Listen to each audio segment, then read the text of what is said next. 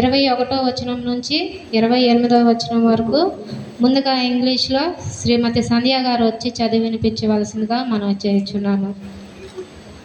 అదేవిధంగా తెలుగులో అనుష గారు వచ్చి చదివి వినిపించవలసిందిగా మనం చేయించున్నాను.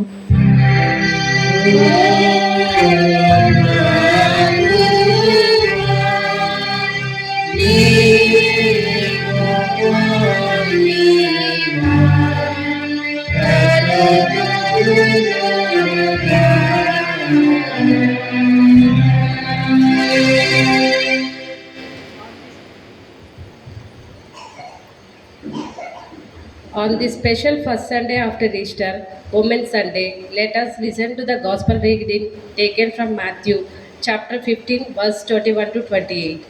Then Jesus went thence and departed into the coast of Tyre and Sidon. And behold, a woman of Canaan came out of the same coast, and cried unto him, saying, Have mercy on me, O Lord, thou son of David, my daughter is grievously vexed with a devil.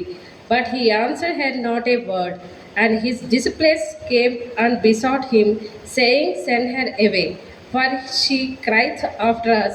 But he answered and said, I am not sent, but unto the lost sheep of the house of Israel. Then came she and worshipped him, saying, The Lord helped me. But he answered and said, It is not meet to take the children's bread and to cast it to the dogs. And she said, Truth, Lord, yet the dogs eat of the crumbs which fall from their master's table. Then Jesus answered and said unto her, O woman, great is thy faith, be it unto thee even as thou wilt. And her daughter was made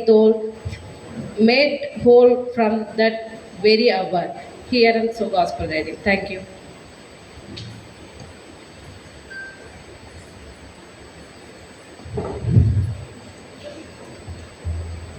స్త్రీల ఆదివారం కొరకు ఏర్పాటు చేయబడిన సువార్త పాఠ్యభాగం మత్తయి సువార్త 15వ అధ్యాయం 21వ వచనం నుంచి 28వ వచనం.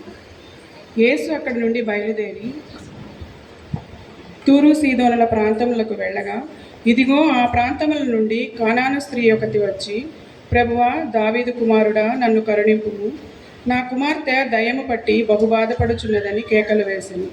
అందుకు ఆయన ఆమెతో ఒక మాటైనను చెప్పలేదు.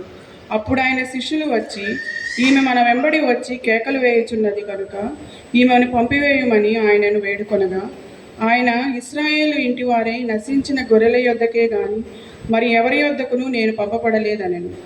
అయినను ఆమె వచ్చి ఆయనకు మ్రొక్కి, ప్రభువా, నాకు సహాయము చేయమని అడిగాను. అందుకు ఆయన, పిల్లల రొట్టె తీసుకొని కుక్క పిల్లలకు వేయట యుక్తము కాదని చెప్పగా, ఆమె, నిజమే ప్రభువా, కుక్క పిల్లలు కూడా తమ యజమానుల బల్ల మీద నుండి పడు ముక్కలు తినును కదా అని చెప్పాను. అందుకు యేసు, అమ్మా, నీ విశ్వాసము గొప్పది, నీవు కోరినట్టే నీకు అవునుగాక అని ఆమెతో చెప్పాను.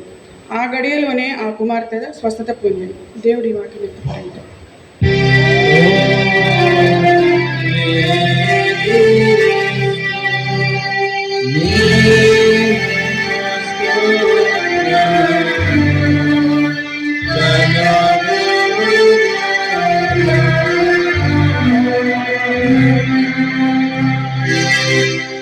అపోస్తల విశ్వాస ప్రమాణాన్ని శ్రీమతి రేచల్ రత్నావళి గారు వచ్చి అపోస్తల విశ్వాస ప్రమాణాన్ని చెప్పవలసిందిగా మనం చేయించున్నాం.